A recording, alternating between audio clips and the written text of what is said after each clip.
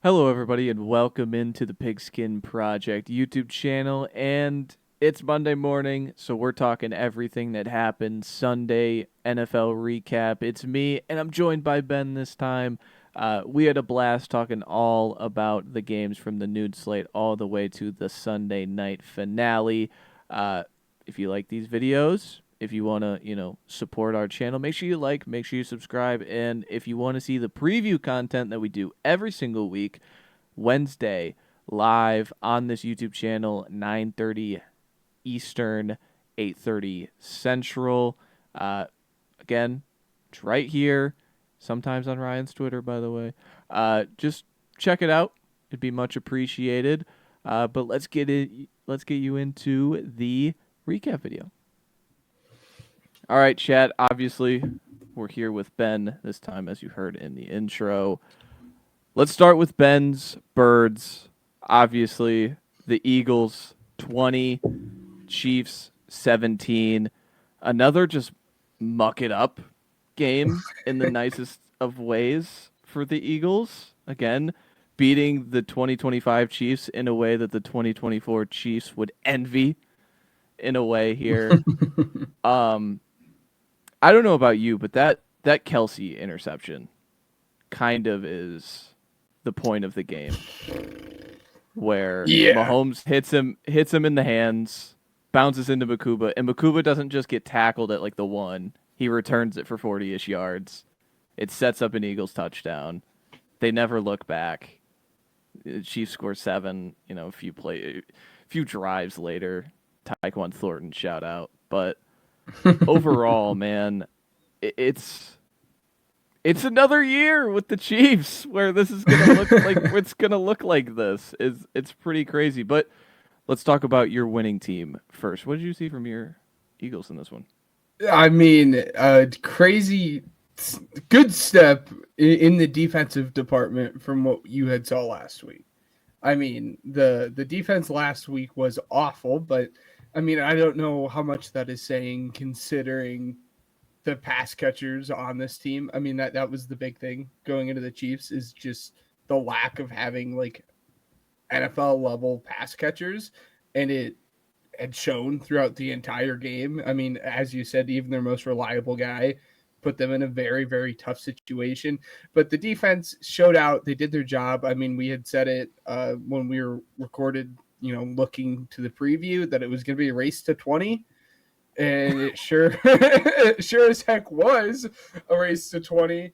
The offense still needs to figure it out under Kevin Patullo. It is scaring me that it's just going to be 2023 all over again, because that's that's kind of what they're on track for right now. It's really rough. Now I don't think it's going to be this bad all season. But again, at the end of the day, it's a win, and it's a win against the Chiefs. And for the first time since 2016, the Chiefs are starting 0-2. And the first time Patrick Mahomes has ever started 0-2 as the starting quarterback for this team. It's kind of unprecedented in the Patrick Mahomes era. And it's going to be really, really interesting to see how they're going to respond. Yeah, and you say the Mahomes era. The Mahomes era is 7 straight division titles and 7 straight championship games. So yeah, we're in real uncharted territory. But like, just thinking out loud, could you imagine if I came to you from the future and was like, you know what, you guys are going to start 2-0 against the Cowboys and Chiefs, and you're going to still be saying, comparing it to 2023. Who would have thunk it? But overall, that team didn't have Saquon Barkley. I think like this was a game where Barkley was like he was average and he was still like 22 carries, 88 yards of 4 yards exactly a pop. He hits that touchdown early in the game. Like I just think you guys are going to be able to just the star level. The star talent is just going to be able to override a lot of teams, especially in that division too. Dory Yeah. Jackson looks better. That was a Dory shout out. Jackson did look much better, which He is, did. I mean, Did he get hurt in the step up. fourth? He got hurt later in the game. Well, he had gotten hurt I think it was like in the second quarter, and I remember texting being like, "Oh darn, Adoree Jackson's hurt," but he actually played good. Like he actually played good. He was a liability on the defensive side of the football last week, but played good. Had a couple key breakups down the stretch, which allowed them to win this game. You can't complain, and it's going to be what we had seen kind of all last year as well, again, with this Eagles team. You have the ball with 6 minutes. You're just going to keep just chip, and just take that time away and just keep on chipping at the clock, turn around, hand it off to Saquon, turn around and do the tush push. That was a big, very big discussion on Twitter is people complaining about the penalties and everything. And Tyler Steen just outright can't. Learn the snap count, buddy. That was bad. I mean, he did it like 2 or 3 times. They were just lucky it didn't get called. But, I mean, it's what I've come accustomed to as an Eagles fan over the last 2 years. When you get the ball with 6 minutes left, just keep on clicking down the clock. Can't complain. Again, I mean, it's a win against the Chiefs. It's sloppy, but a win is a win, and I think that's what matters at the end of the day. You're 2-0, can't complain. Yeah, and that's another thing is what was it? Back to the preview you were talking about. My biggest matchup of this week was how does Spagnuolo and attack Hurts, and yours was how does Fangio attack Mahomes. These guys were sending fire zones, cover 0 in the first quarter. The first half, Makuba got a sack, almost took Mahomes out of field goal range. Like these guys were ready to go, man. These DCs were ready to go. More stats to back up the Hurts discussion of like there's still meat on the bone with him as a passer this year. He was a negative EPA thrower today. 31% success rate, 19% first down success rate as a thrower. As a runner, this does not include tush pushes.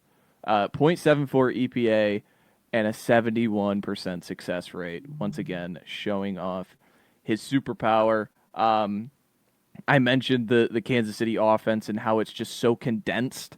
Everything is just so like, all right, Mahomes is going to read everything out between 5 yards, and we're going to hopefully rely on Yak. That sucks.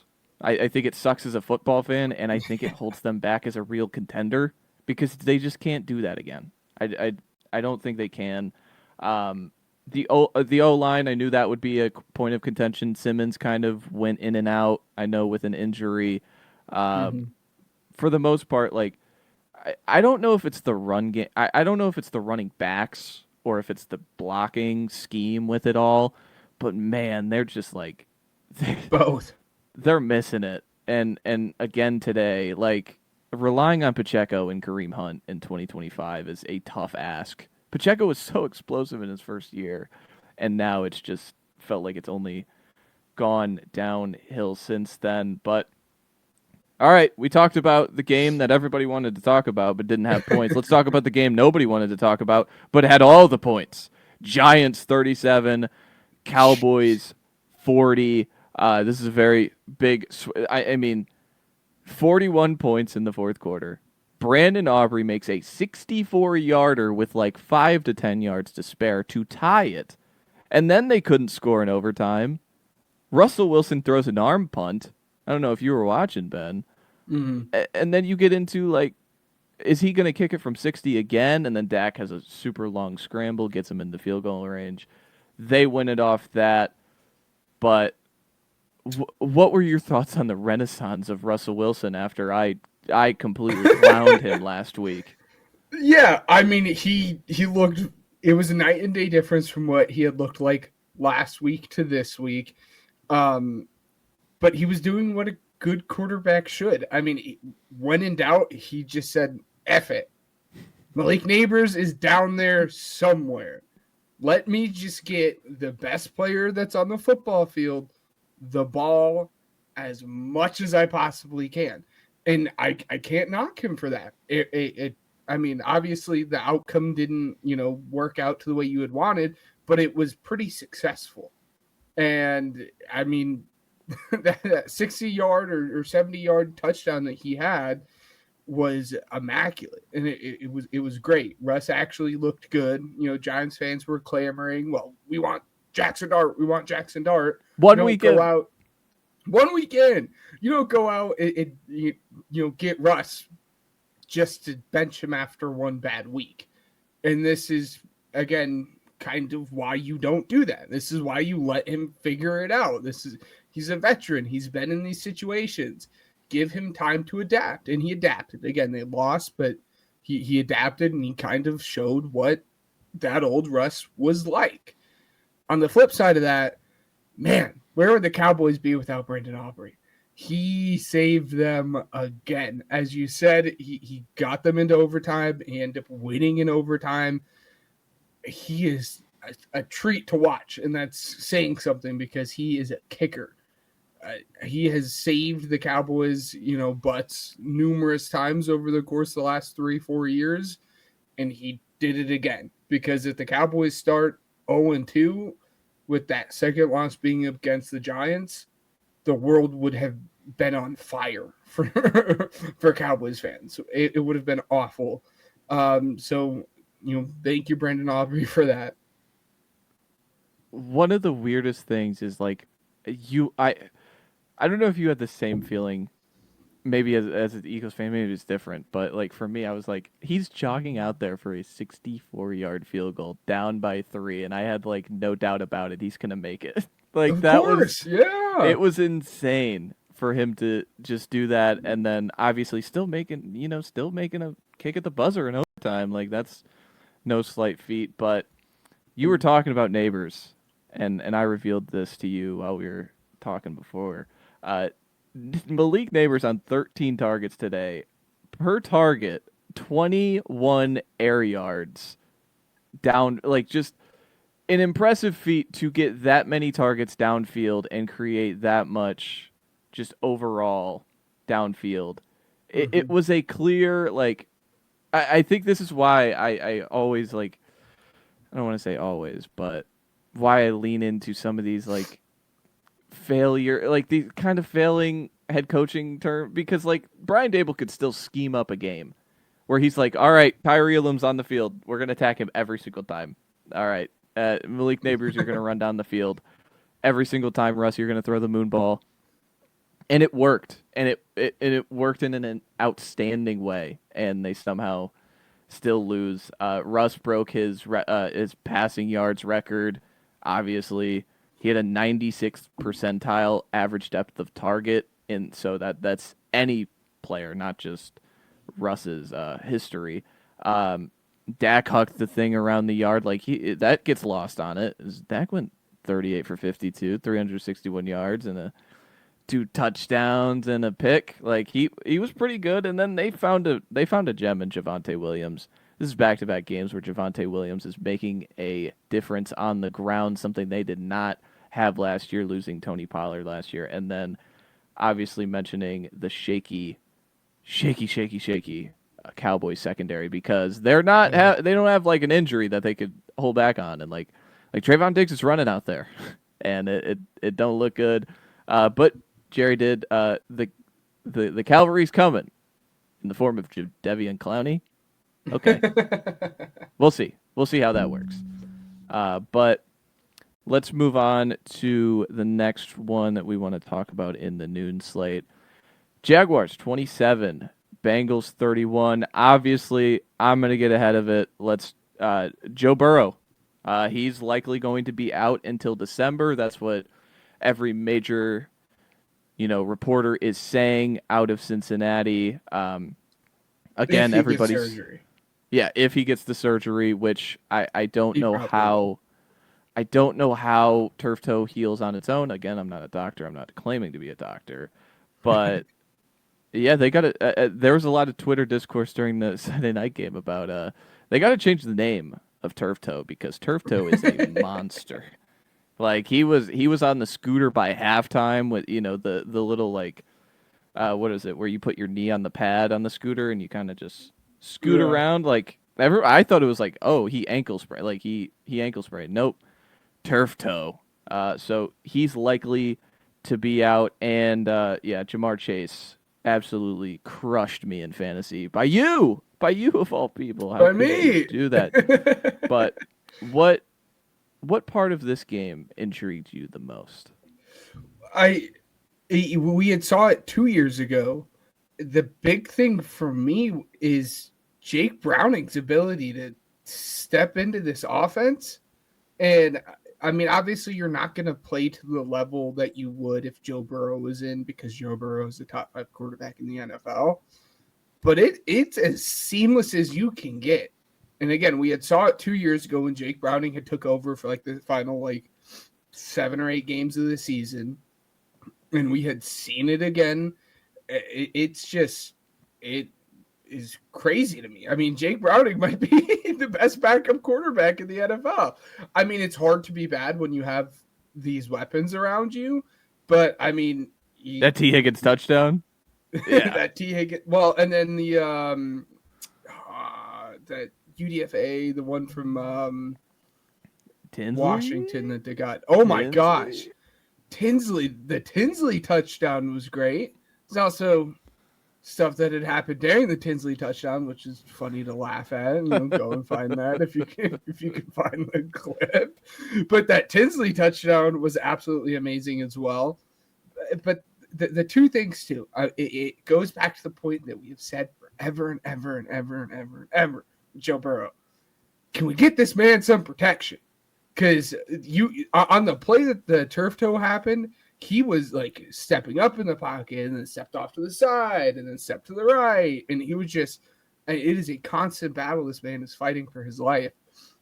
It's sad. And then really quickly, turf toe, by the way, for those who don't know what officially turf toe is, it's like a torn ligament that is that connects your big toe to the rest of your foot.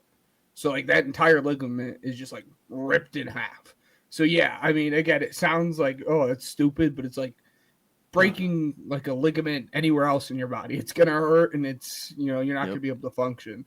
And then the other thing, this is Jaguar side of it. We didn't see much of it in week 1 as Travis Hunter was getting acclimated to just the NFL. But we did get a good taste of seeing him on both sides of football this week. Yep. I don't know the exact snap count. I'm assuming you have it, Mm-hmm. but it was fun to finally get the dual sides of Travis Hunter and seeing him play both sides, and it was enjoyable. I mean, that's why you take him second overall. And it was a lot of fun. I enjoyed it, but again, I'm sure you have those snap count numbers. Yeah, it's 42 offensive snaps, 38 defensive snaps, 80 total. No special teams. Sorry, he's not a triple threat.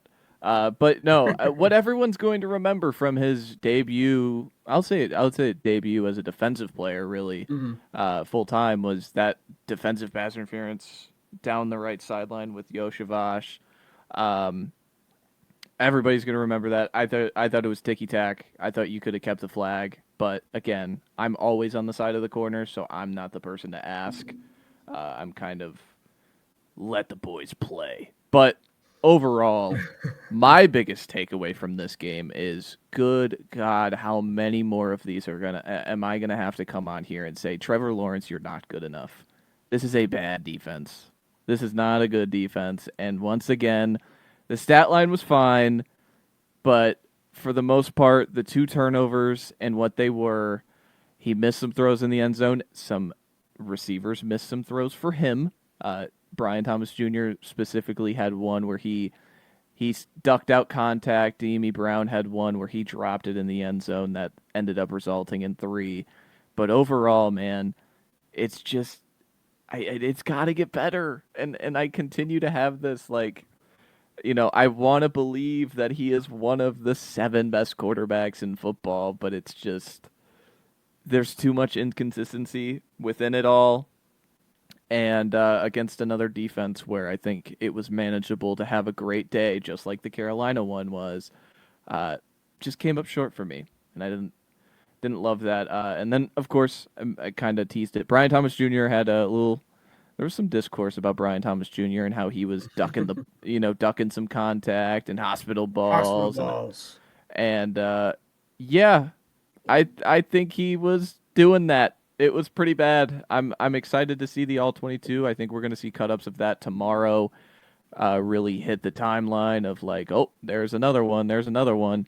For the most part, you're a football player, man. I don't want to have the tired take of old man yelling at the cloud, but you're a football player. You're going to get hit. It's going to happen, and as a number one receiver, it's going to happen pretty often. And then lastly, on this game is Cincinnati's run game. Pretty weak. I like Chase Brown. I think Chase Brown's really good. He has the third most carries in all of football right now at 37. He does not have 100 yards. He has 90. That would be 32nd in football right now. So Cincinnati's run game needs to get better. Is that an aberration of him, the player, or is it an aberration of like what Ben said about the offensive line? Cody Ford plays some right tackles, so I'm gonna shift to the offensive line a little bit.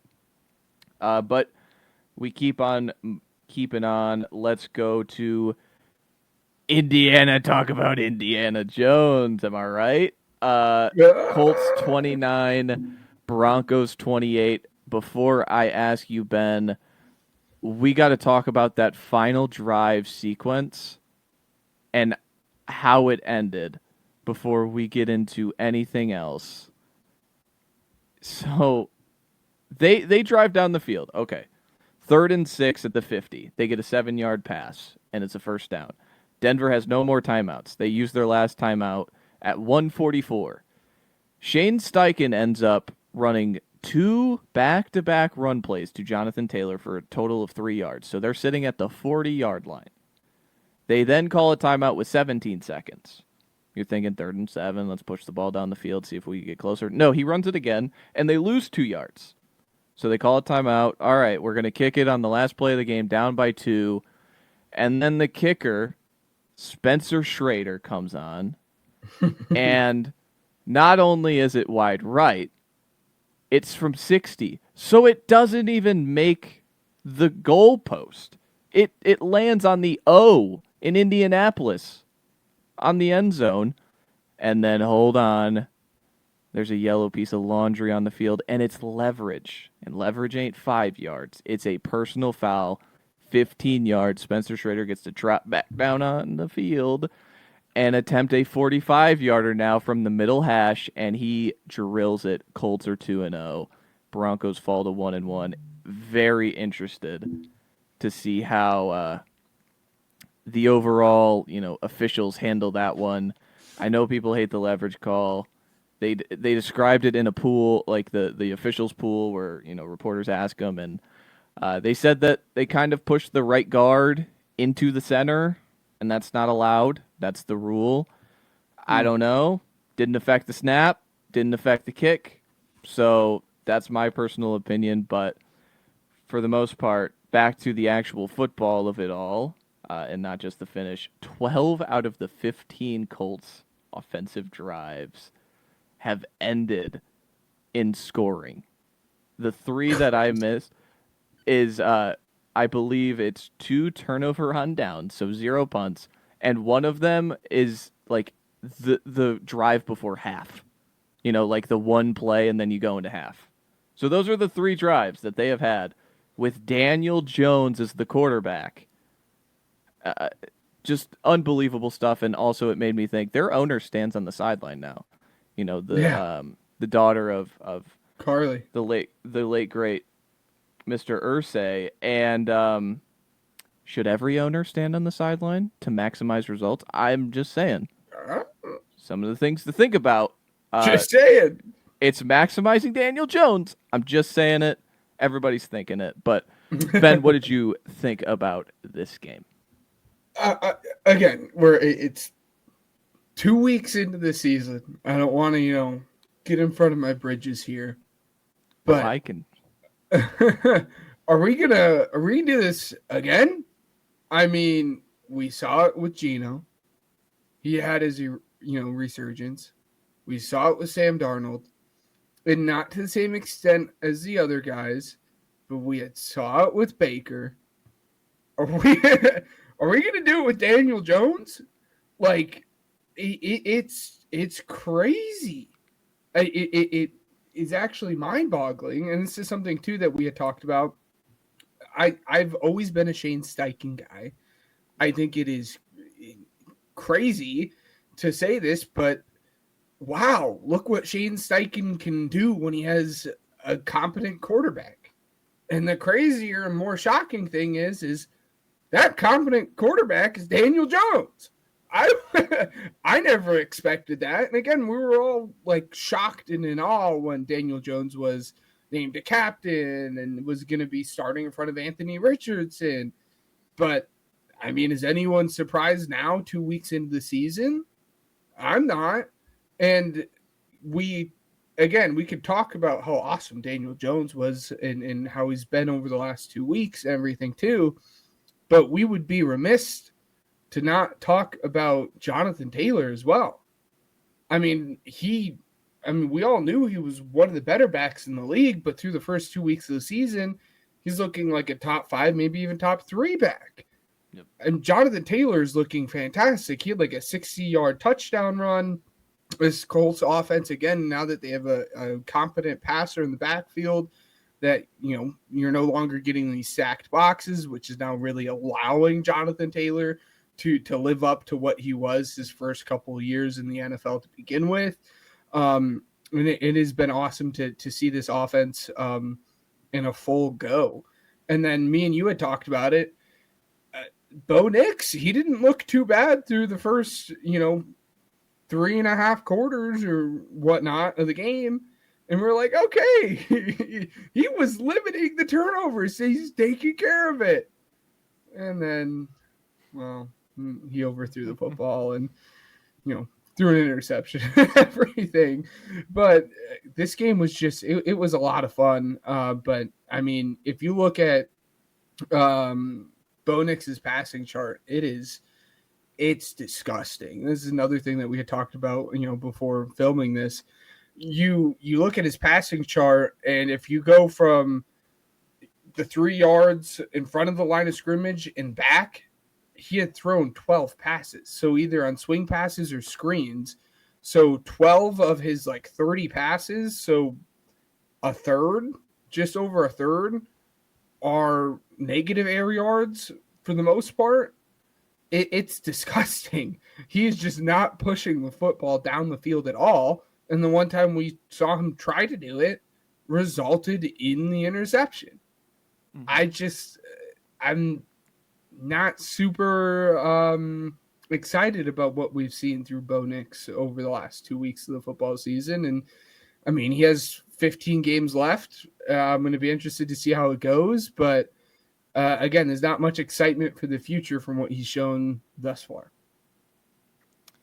Yeah, I mean, you mentioned that, so let me, you lobbed it up for me, let me oop it down. He had a 4.9 average depth of target, which would be 5th percentile, just abysmal. There is no push on this offense whatsoever. They were still able to run the ball pretty fine.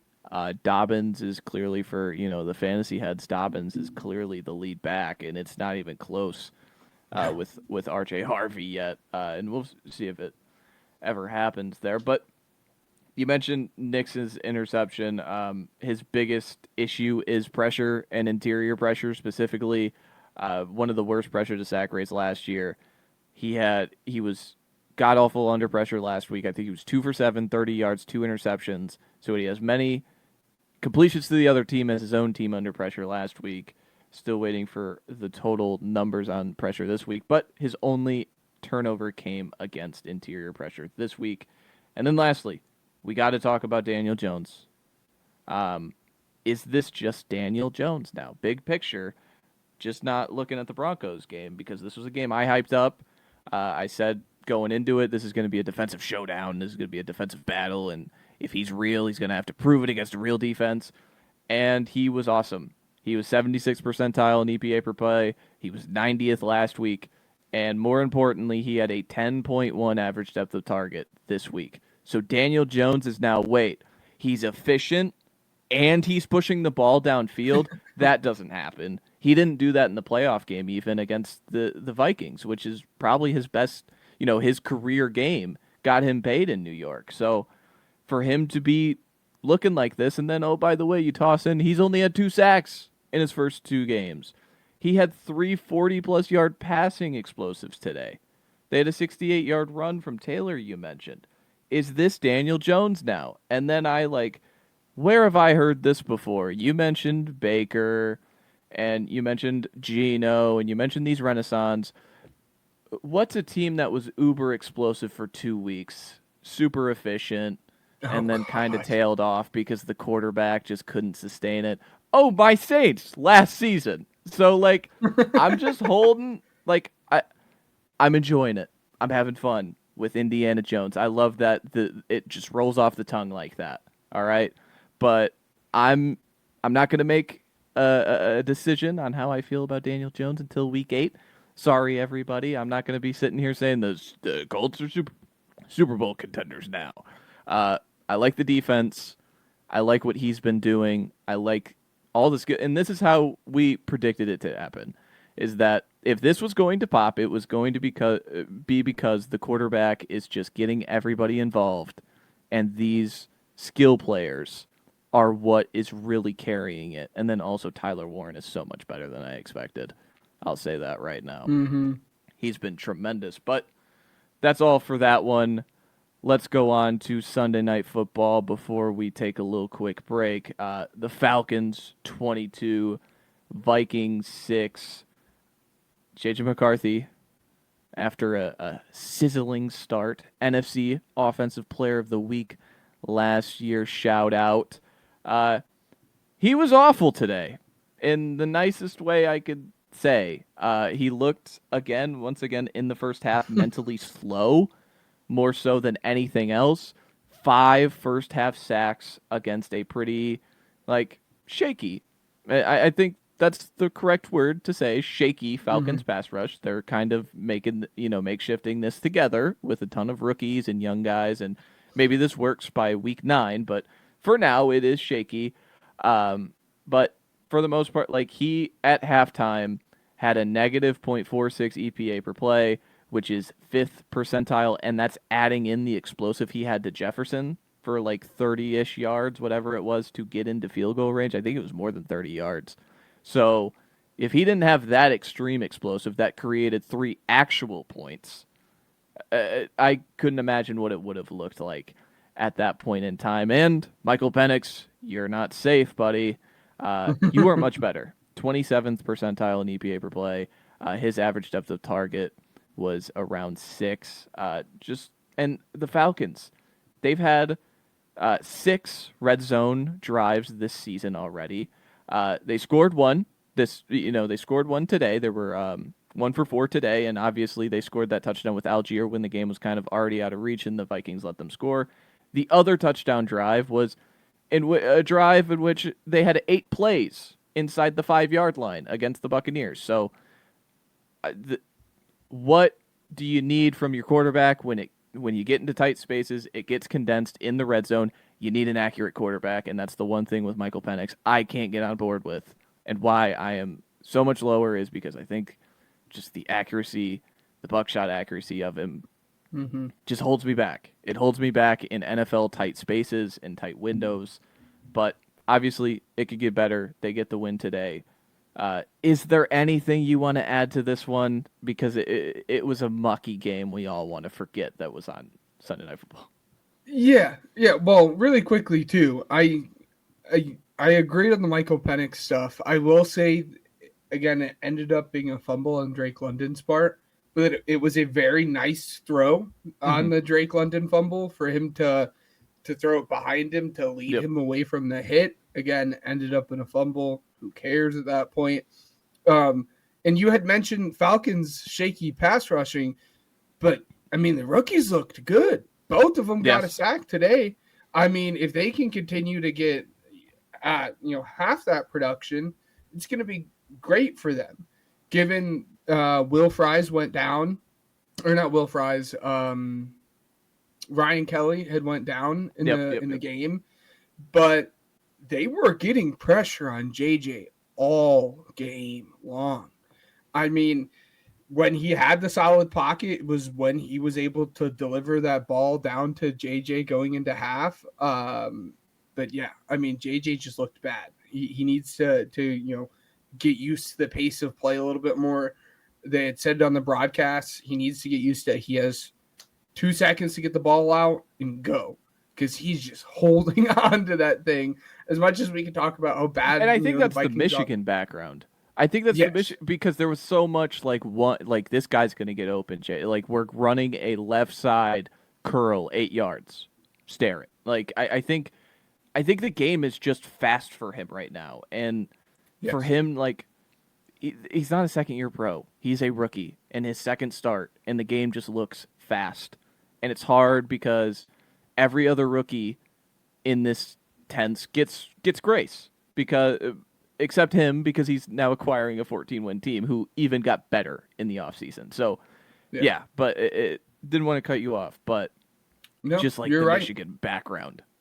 Yeah, no, exactly. Again, he needs to get used to the pace of play. He's holding on to it way too long, and that's regardless of how bad that Vikings offensive line is going to be. And I'm sure J.J. McCarthy is counting down the days until Christian Darrisaw can get back onto the field, and he doesn't have to worry about his blind side as much as he is now. But yeah, as you said, it was just a mucky game. There's not a whole lot of takeaways that you can have from that. So yeah, last thing before we get into the break, you know how in hockey they have like the 3 stars? Mm-hmm. Well, tonight the Falcons, they got to have 4, because Jalen Walker had a sack, James Pierce had a sack, and then their 2 rookies, Xavier Watts and Billy Bowman, also had interceptions on the back end. So 4 stars for the Falcons' defensive rookies.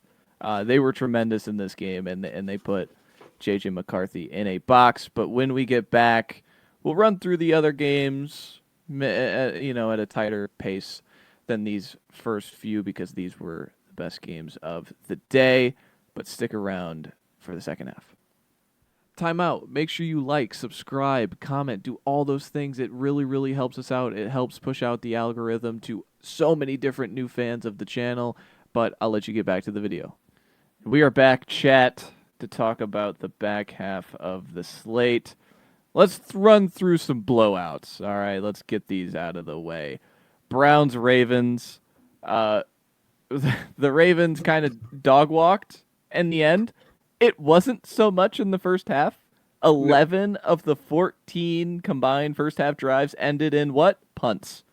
The second half, there were 9 drives, 0 punts. So, yeah, that was interesting. And then some little statistics before I turn it over to you. The Ravens' run game, 29% success rate. That was pretty alarming, because, and this is also the Browns team that held, Chase Brown and the Bengals in check, as I mentioned earlier in the show. Browns' run defense might be elite. Who knows? But what were your takeaways from this one? Again, it was a blowout. I don't know if there's really a whole lot of takeaways you can have. There's no big picture. Like, no, Ravens good, Browns bad. Yeah.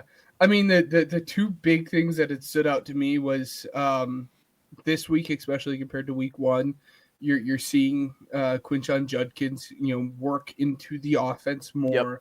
Yep. And turn a little bit more into that lead back. Everyone was super excited about Dylan Sampson, and then Quinshon Judkins actually is getting these touches. And then again, I don't think it's something to like worry too much necessarily about. Mm-hmm. But this will now be back-to-back weeks. Derrick Henry has fumbled the football. Again, I don't think it's a huge thing, something to monitor. I mean, he's not obviously, known for bad ball security, quite the opposite.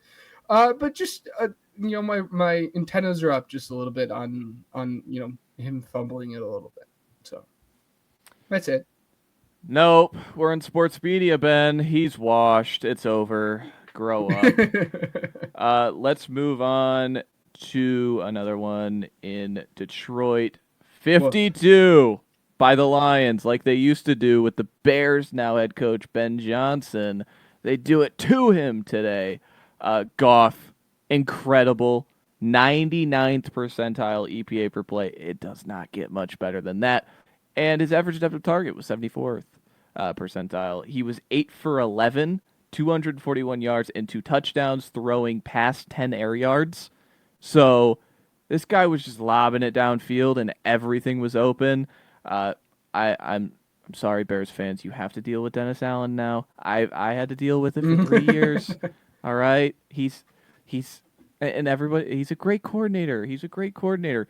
Yeah, if the players are great, and you get Marshawn Lattimore and Marcus Williams in his prime and Trey Hendrickson in one single draft. Yeah, he's great. So, but overall, and then got to talk about Caleb Williams.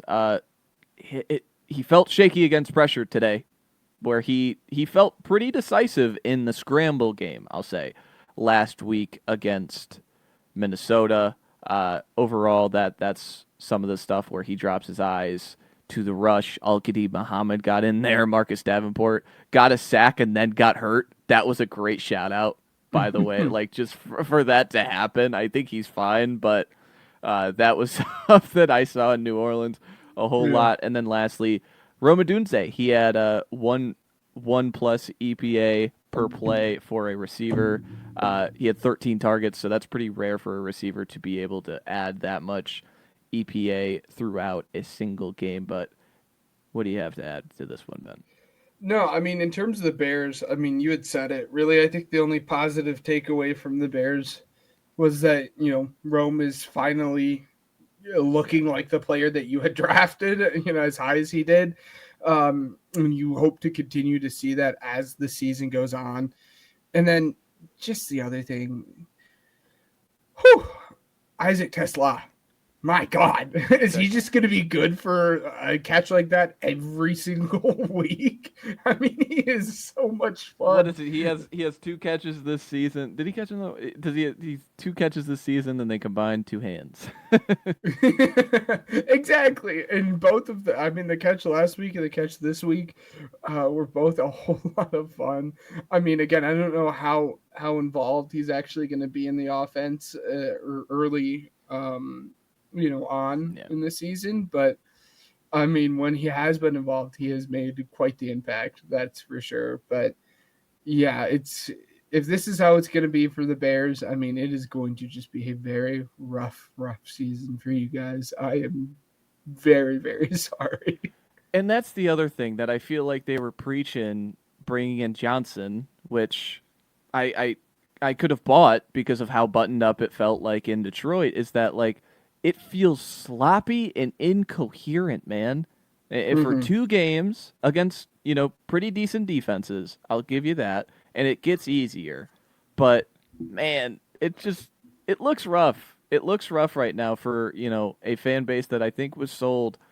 It's going to look different because we're doing things the right way. We have this quarterback that we really believe in. We have this, coordinator that wants to be here and, picked here. When you pick the hot shot offensive coordinator, you feel like you're doing things the right way. And so far, it has been a mixed bag of results. You'll have that first drive against Minnesota, Chicago. Maybe it'll get better throughout the season. Let's go down to Miami. Patriots 33, Dolphins 27. We talked about this on the preview. Did the Dolphins just roll over? They did not. I thought Tua played well enough to win the game. Like, he was good enough to win the game.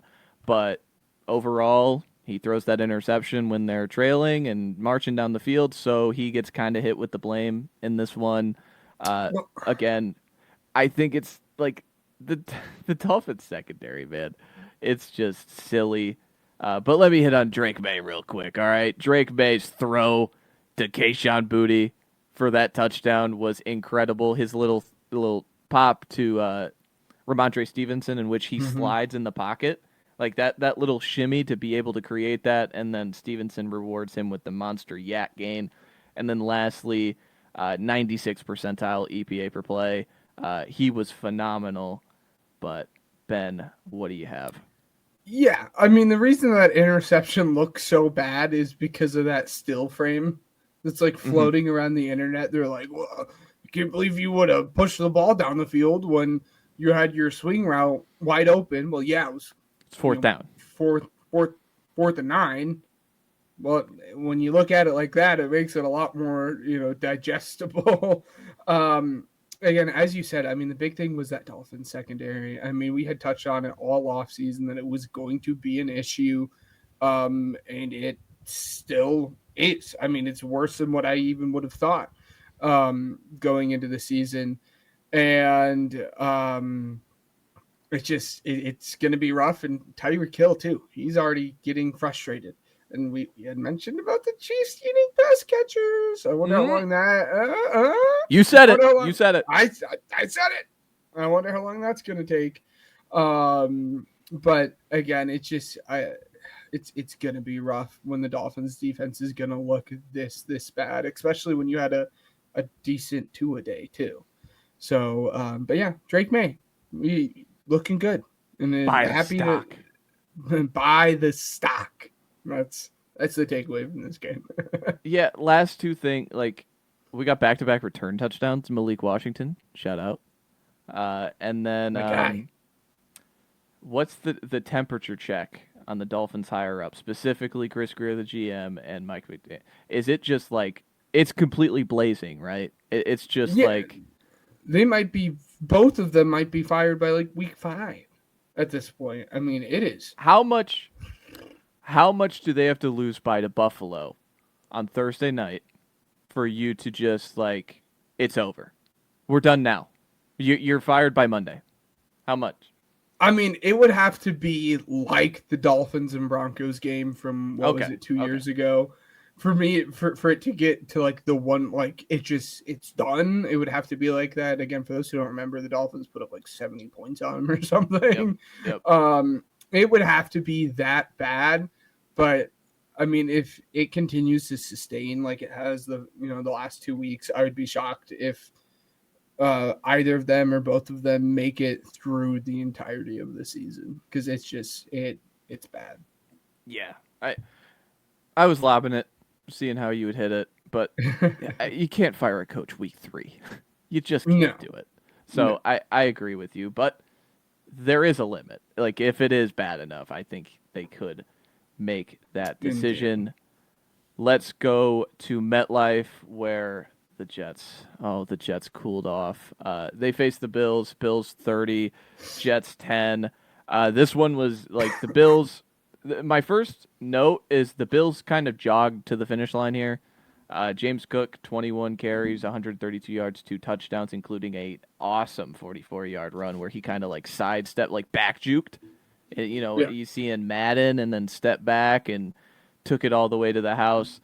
The Jets offense, it's going to be fun to watch, folks, because last week, Justin Fields, 87th percentile in EPA per play. This week, first percentile. God awful. 3 for 11, 27 yards, 5 carries, 49-yard stat line, rushing the ball, which was pretty good. But for the most part, was there anything to add to Bills Jets before we take a little break here? No, the big thing is if this defense is gonna look this bad against the run game, it is going to be a very, very, very long season for the Jets. I like James Cook. I'm a James Cook fantasy owner in Dynasty. I'm all for it. I buy all the hype for him. But I mean, their calling card was supposed to be the defense, and I mean, this Bills run offense just ran all over them the entire game, and they were able to get everything that they had wanted. And if they can't stop the run, it's going to be a very long season for them.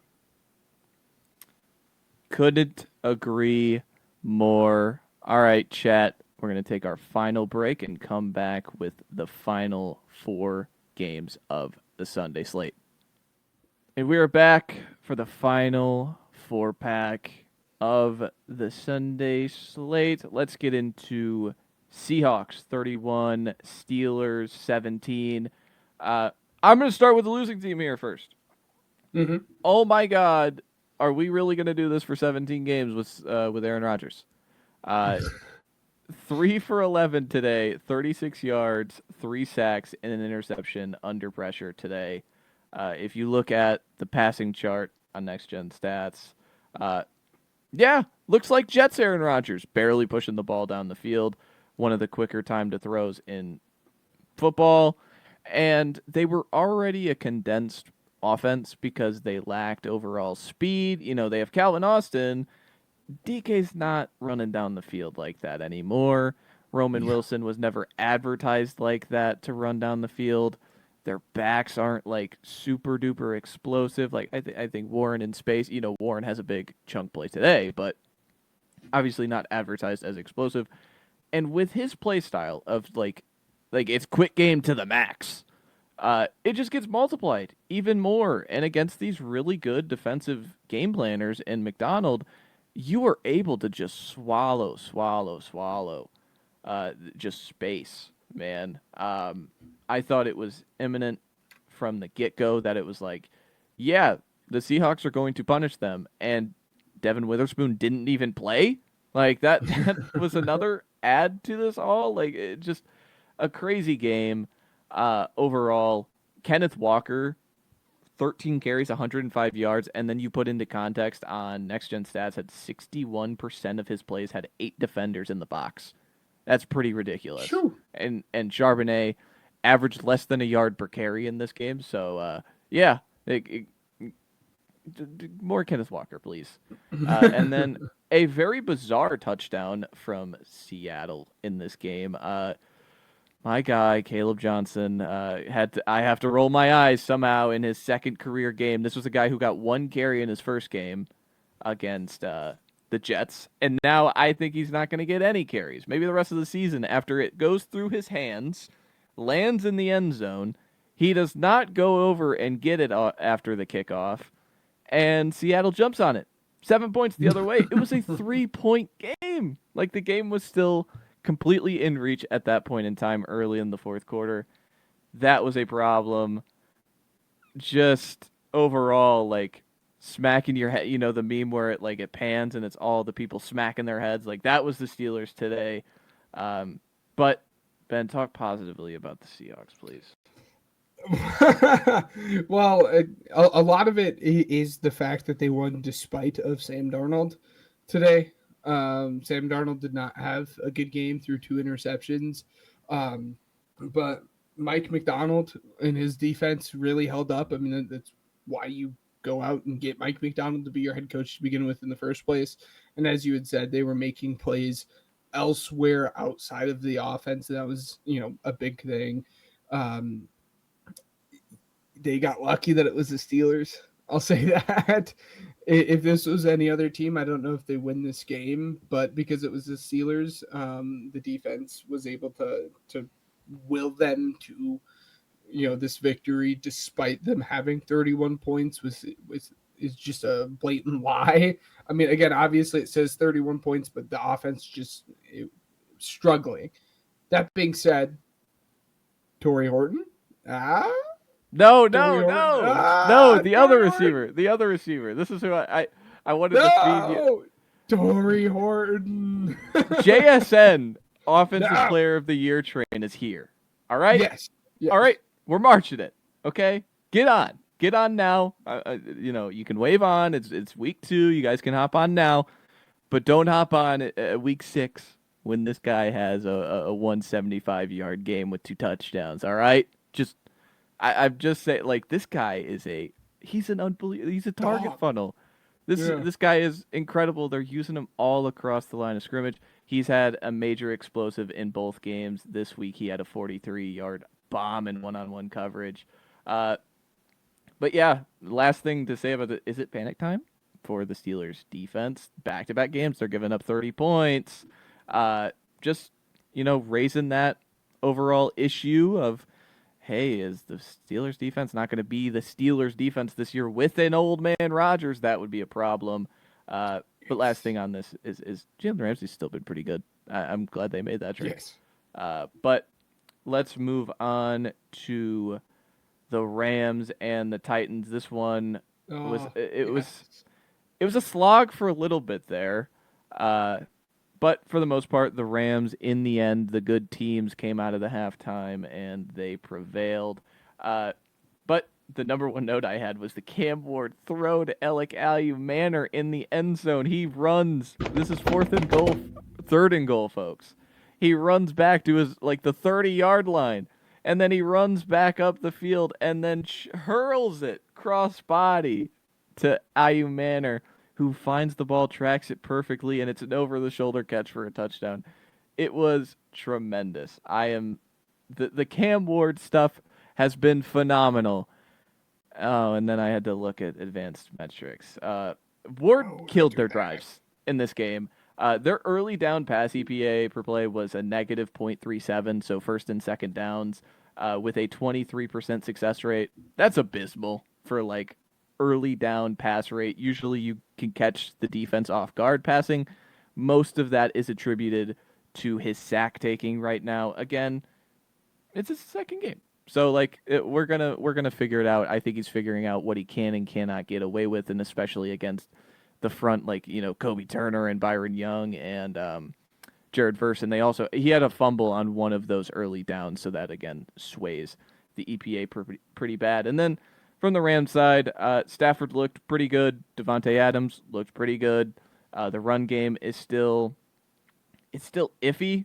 Kyron had a 29% success rate running the ball, and Blake Corum, Michigan man, had a 100% success rate on only 5 carries. But still, some of those, I think 2 or 3 of those came in the red zone. So that was pretty impressive. But what do you have for Rams Titans, Ben? No, Rams If Titans. it's more Cam Ward propaganda, that's okay too. Yeah, well, I guess we'll go there first. He's just so much fun. I mean, that's why I said no when you're like advanced analytics. Don't do that. Don't ruin the fun. Just watch watch him play. That Do boy nice. less. That boy nice. That boy nice. That's the level of analysis right now on Cam Ward.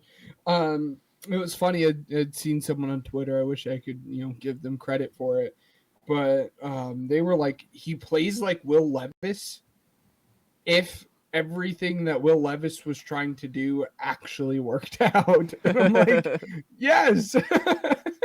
It was just a lot of fun. And then in terms of the Rams, um, it's fun that they're mixing in kind of some more like, I don't know the best way to describe it, but like out of pocket Puka touches. Yeah. That carry that he had start out the game was just so much fun. I mean, he's your best player that you have on offense. Figure out any way that you can get him the ball, and it's gonna work. That's what you do when you have a player the caliber of Puka Nacua, and it paid off today. And just continue to do that. And Matt Stafford, he's not looking as bad as I would have thought, especially with the talks about his back. He's looking fine. I was worried about that. I mean, he's not looking like, prime Matt Stafford or anything, but I was expecting a lot worse based off of the talks, floating around there during the preseason. So, but again, big takeaway, Cam Ward equals fun to watch. Yeah, I mean, what is it? Matthew Stafford a month ago was on like the futuristic like cryo table or whatever, and now he's Yeah. just back slinging crosser routes to Devontae Adams. That's what LA doctors can do for you, huh? But let's move on and let's talk about my Saints. They lose 26-21 in another competitive loss for your New Orleans Saints. Warms my heart a few hours after, but in the moment, I want to win.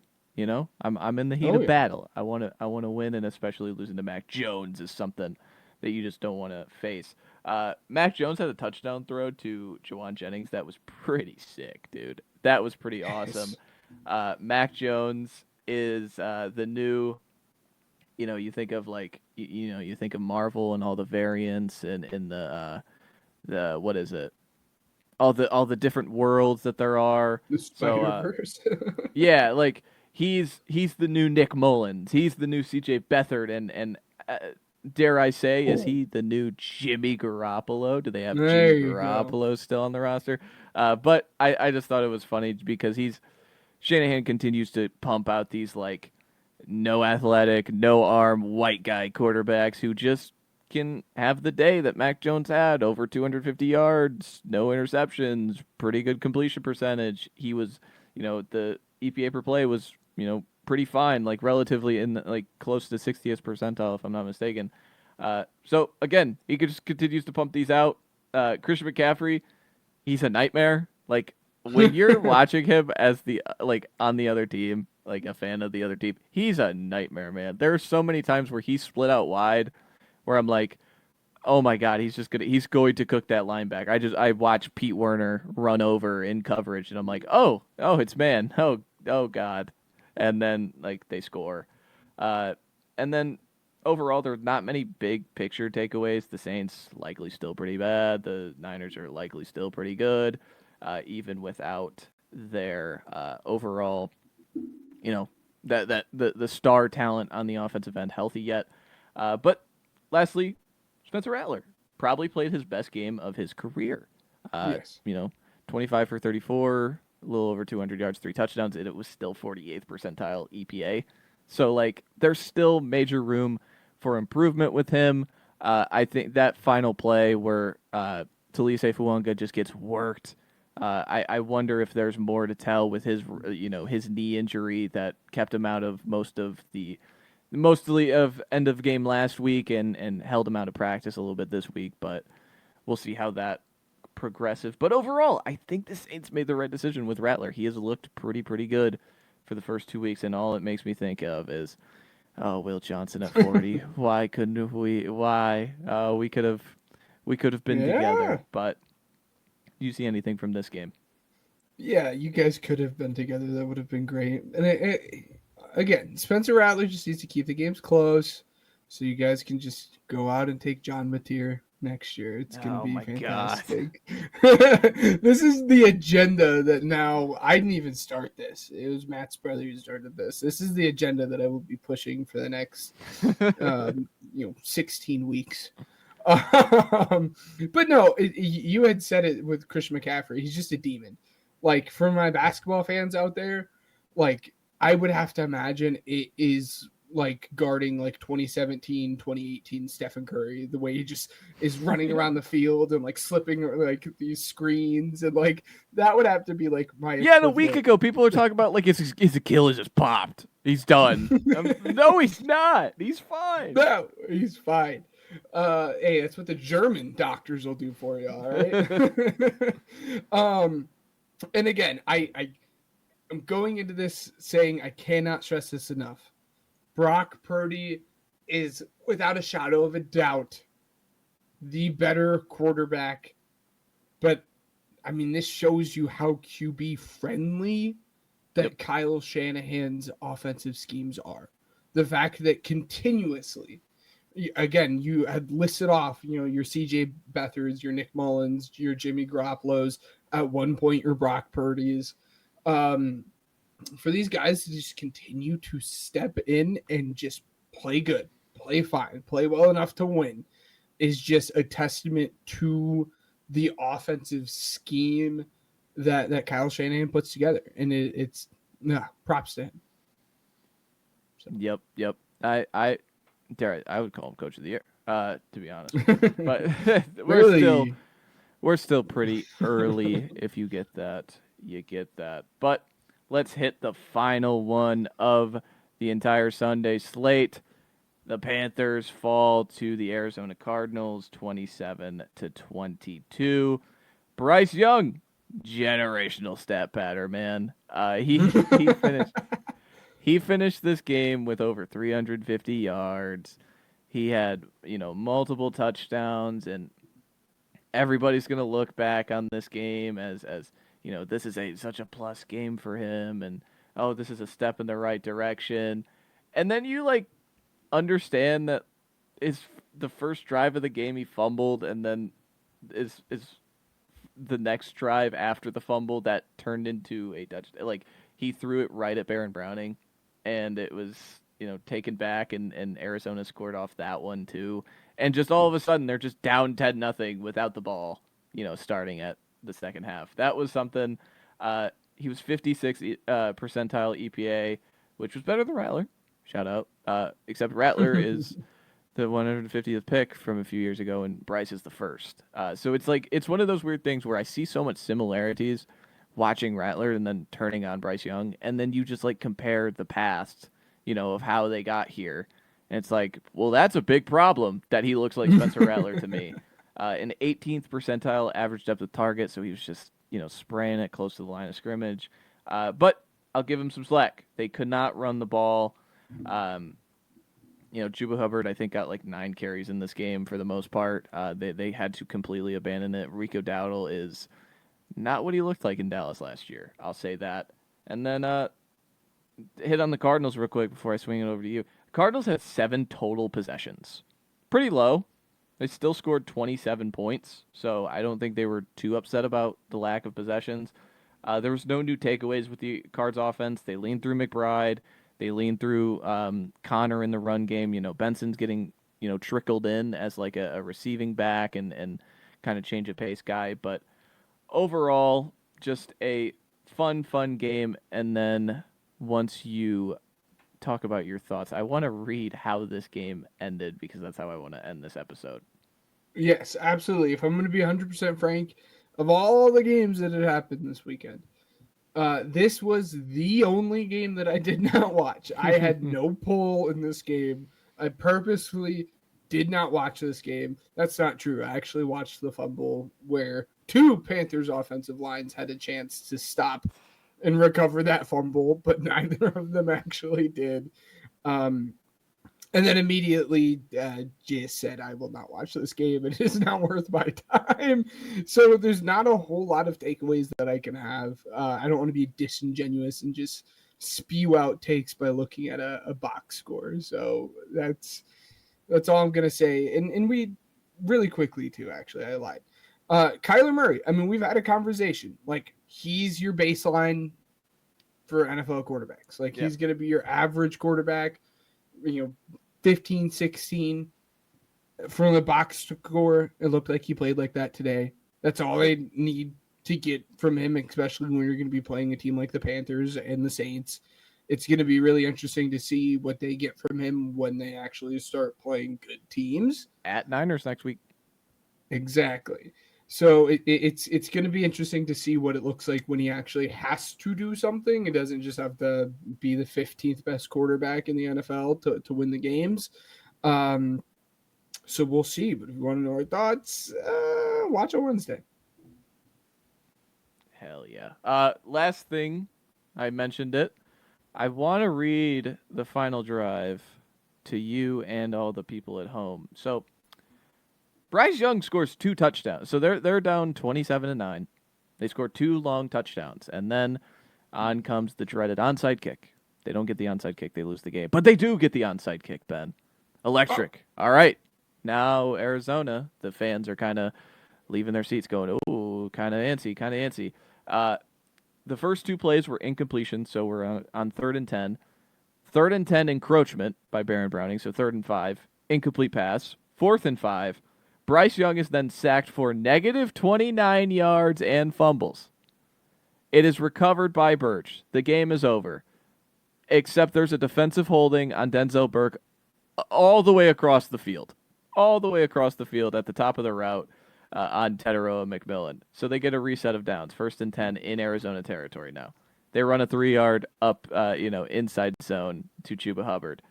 Then Chuba Hubbard, a little short, dump off pass. Offensive holding. So it's now 2nd and 17. Then Bryce Young gets clobbered in a way that only Bryce Young can get clobbered. It's a roughing the passer call. So now another first down for the Panthers. 1st and 10 from the 33. Bryce Young then intentional ground. He just throws it to the left. He just threw it to the left. I can't explain it much better. And so he gets an intentional grounding on that play. Then an incompletion on 2nd and 20. And then he incomplete downfield to Hunter Renfrow. But it was an offside. It was a jump play. So they get another play. 3rd and 15. Incomplete pass. And then 4th and 15 for the game. An instant pressure by Calais Campbell, the 40-year-old, or the almost 40-year-old, to literally end the game. Bryce Young had 8 plays on the final drive of the game. Did not complete one singular pass, folks. Pretty funny ending to Panthers-Cardinals for me. That's going to do it, everybody, for Week 2 Sunday recap. Had a ton of fun. Ben joined us, so that was much fun. Yes. Again, guys, Wednesday, 9:30 Eastern, 8:30 Central. I'll drill it into y'all's head because that's where we do our previews live with the chat. Where you guys come out and support. But Ben, is there anything you want to leave off before we get out of here? Just two good games next week or tomorrow. Actually, when you guys are watching it, 2 good games today. I guess still kind of gross and icky that we have 2 games on Monday Night Football. I was trying to avoid it. Yeah, trying to. But 2 games that should be fun to watch. Texans, Tampa Bay, Chargers, Raiders. So the weekend of football is not over yet. So just, again, enjoy it. Sit back and you get a chance to watch what will probably be back-to-back games tomorrow. So, but yeah, I don't know. There'll be a running list of who will be doing the recap. Matt will always be on the recap. I will try to make it as much as I can, and I'm sure Ryan will try to make it as much as he can. But gosh, so much fun to do the recap. I enjoyed it so much. So absolutely. And these are the normal times that we would hit for the recap. But overall, guys, see you in the next one and see you Wednesday. Let's get out of here. Enjoyed that video. We really appreciate you clicking on this video. Make sure to like and subscribe. That always helps us out. And remember, check out our links in the description. And Wednesdays, 9:30 Eastern, 8:30 Central Time, live over here, talking ball, interacting with the chat, having some fun. So you wouldn't want to miss that. But that's all for me. And till next time, roll that outro.